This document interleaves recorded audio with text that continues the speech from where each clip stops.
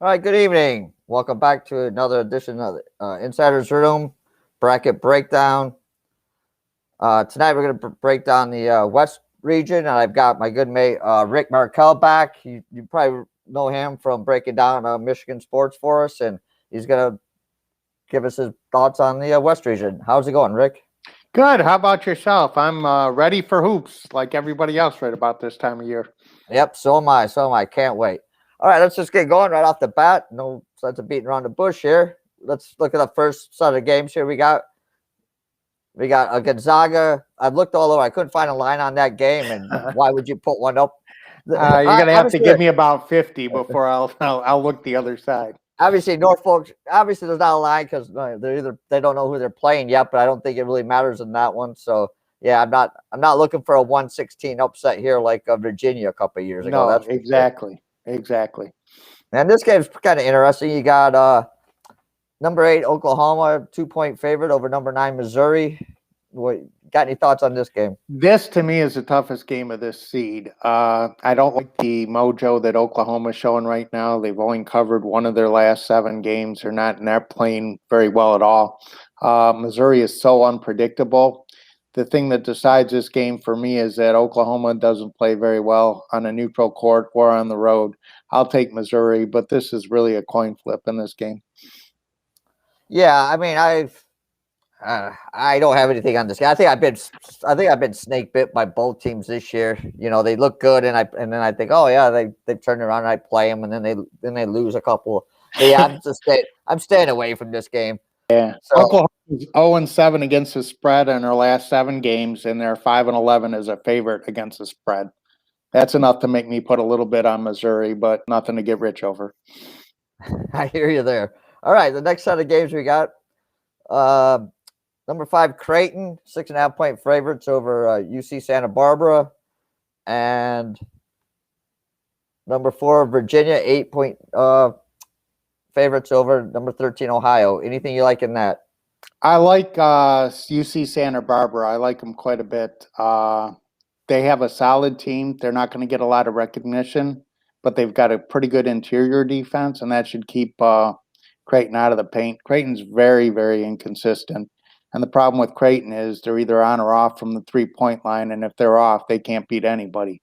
I think they're overseeded here. I think Santa Barbara gives them a chance. I don't think that Santa Barbara wins the game outright, but Creighton's a terrible free throw shooting team also. So if they come out and they're cold, UC Santa Barbara plus the number is the way to go, I think, in this game. I like UC Santa Barbara a lot. Yeah, I like them too. I mean, the thing about Creighton, I mean, they seem to be on a really good run there for a little bit, and then the coach came out with the whole plantation comment, and they seem to I was definitely on them the game right after that. I think they played Villanova, and that was Mike Valenti's lock of the day or whatever. He said, "Yep, how can you take a team after a coach says that?" And Villanova won big, and then I mean they look terrible against Georgetown. Yeah, I would take the points in this one also. Yeah, that's a really good point too. We don't know what the mood or the attitude of the team is after that kind of bad comment that the coach made. So yeah. we'll just leave it at that. Yeah. Virginia and Ohio to me is also a very interesting game. And the number one thing is Virginia's on a COVID protocol. So I wouldn't be surprised if a couple of their players don't play. We don't know anything about it yet at this point. From what I've heard, though, that they're not even allowed to practice until Thursday, and they won't even show up at the venue until Friday. None of that can be good news. Is Ohio a live dog? I really believe they are. They've got a really good scoring team. They can score with the best of them. They have a stud guard who's probably going to be a future NBA player, and that is Jason Peterson. He averages 16 points a game with 7 boards and 5 assists a game. He can do it all. I'll take Ohio plus the number. We really don't know what we're getting with Virginia. And, of course, Virginia's always had that they've got to wear that moniker because they are already lost as a number 1 seed. Yep, but they are the defending national champs. They are 2 years ago, and nobody remembers that. That's true. To me, Virginia only has a 1 true scorer, though, and if you can shut him down, you keep it a ball game. Yeah, I can't argue with that. But I'm just surprised to see a Michigan man taking an Ohio team. Hey, you know what? My shirt is green today. That's the Bobcats color of Ohio, and green is the color of money. So whatever's going to make me money, that's the way I'm going to go. Oh, there you go.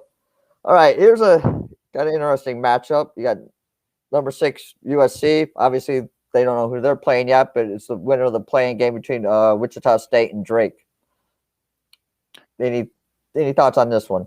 I'm a little hesitant to USC right now because they aren't very good for your team. They played a lot better than I expected that they would this year. A couple of young players that are great players going to be in the NBA next year. However, they've been in the tournament. I don't like Wichita State. I don't think Wichita State deserved to be in the field.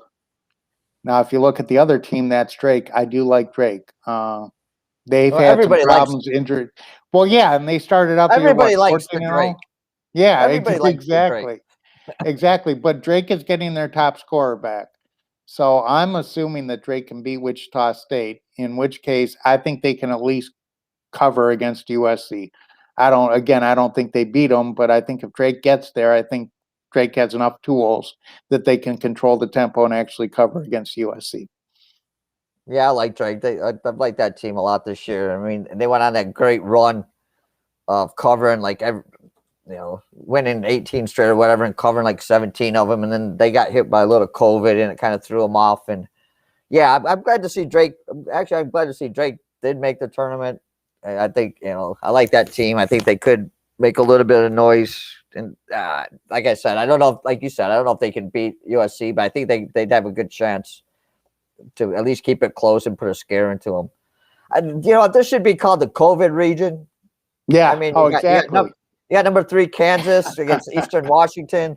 Kansas is 11 seed and or 11-point favorite, and I heard today that they might have 3 guys out. Yeah, that's the whole thing. You're right. This is the COVID region. You have no idea what you're getting in Kansas. Now, is that enough to back Eastern Washington? In this case, I say it is because Eastern Washington can score with the best of them. They have 3 or 4 starters that all average double figures in points.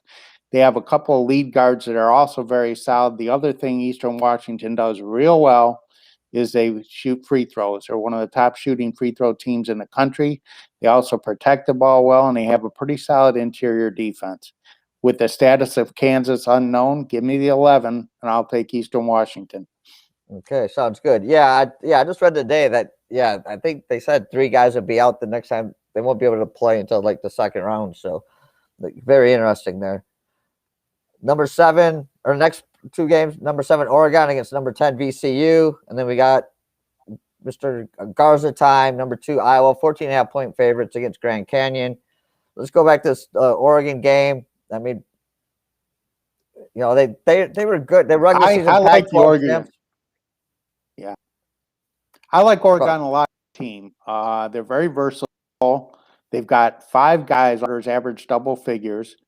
They're pretty good defensively, and 4 of their starters average more than 1 steal per game. So I think they can bring defensive pressure. VCU is very sloppy with the basketball. They turn the ball over a lot, so I think you have a mismatch here. All right, and chalk ride prevails in this one. Iowa over Grand Canyon. I think Iowa wins, but I'll take the points with Grand Canyon. Okay. I just don't think I'm the kind of team to cover a big number in the tournament. Not 14.5 points. Yeah, I think they're losing their backup center is going to kind of affect them in this tournament, because that's going to put more playing time on Garza. So I think they win this game. Like you said, I don't know about covering. They will win this game, and I think they can get kind of far in this region, but I think it's the lack of that their backup center is really going to hurt them in the long run. All right, so who do you like coming out of this region? Are you like Gonzaga? Well, obviously Gonzaga. Yeah, I've read a bunch of different sources. I've talked to a lot of people. I follow basketball. I haven't seen anybody that said anybody other than Gonzaga is going to get to the Final Four from this region. honest, the way I see this is Gonzaga, and then you got a 15 team who gets to get trucked by Gonzaga in the last game of the playoffs there. So that's how I look at it. Now, if you're looking for a team that could possibly get there, or who's going to get there to play Gonzaga, I'm going to go right to Oregon. I just think they're built perfectly to get through this seed. Their biggest matchup is probably going to come in the second game, and they'll probably get Iowa right off the bat. But because they have such defensive pressure, I really like Oregon's chances to advance past Iowa. After that, the two big names are Virginia and Kansas. And we don't know who's going to show up in those. We don't know how they're going to be affected by the COVID. Even if everybody's healthy, they're not practicing all week. They're going to show up at the before the game. Give me the team that's solid and you know what you're getting. That's Oregon. I would take Oregon to get all the way to lose to Gonzaga. Yeah, I can't argue with that. I mean, I just, just sitting here looking over this bracket, I'm like thinking, yeah, I don't see any team beating Gonzaga and especially in the top half. The bottom half, maybe if Kansas was at full strength, that for the whole tournament, right off the bat, maybe. But like you said, McCormick is a big part of that team, and he's not practicing. He can't play, and when he does come back, who knows if how he's going to be. Yeah, I'm with you. If anybody's going to come out of here besides Gonzaga, it'd probably be Oregon. They're very athletic, and I think they can. I think they can cause Iowa some problems. Too many white guys shooting the three for Iowa. I think that Oregon could slow them down. I felt all year that Iowa's a little bit overrated. I think they're a good team. I don't think they're a top 10 team. I certainly don't think they're a top 5 team. So the other thing is, if you really want a sleeper, the sleeper in this seeding, it's COVID. The only team, the only thing that could stop Gonzaga from getting to the Final Four is COVID.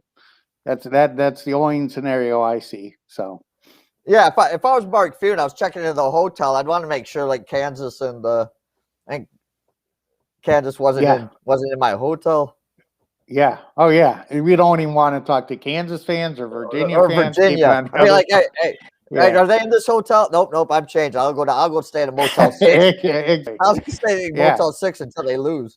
Yeah, exactly. I mean, I don't know how else to look at this, but Gonzaga can do it all. I don't know that they're necessarily going to win the championship, the national championship, but I just don't see a team capable of beating them in this seeding. I really don't. So you can still get them at 2:30. Yeah. Before I let you go, being over there in Detroit, any word on Livers?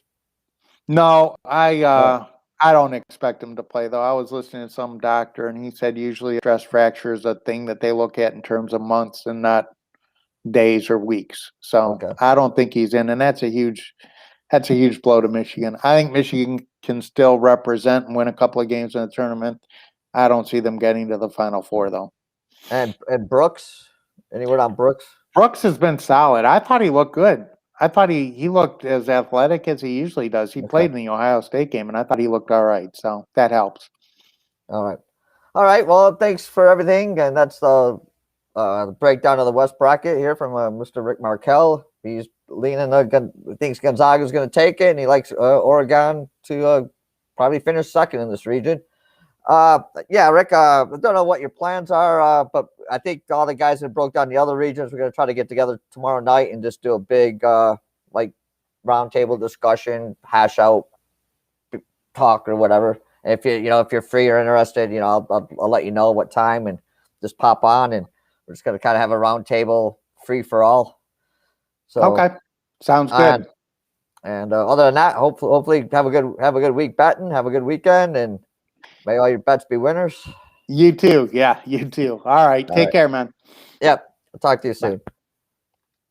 All right. That was Mr. Rick Markell breaking down the West region here for you. Stay tuned tonight. We've got Right Cape coming on very shortly. He'll be breaking down the South region. And after 9 o'clock, we have Greg the Greek coming on, and he'll be breaking down the East region. If you missed it yesterday, Legion of Picks was on doing the Midwest region. You can catch that on our Twitch channel or our YouTube channel, The Insiders Room. And I guess that's it for today. And everybody, good luck and beat the man this weekend. Talk to you soon.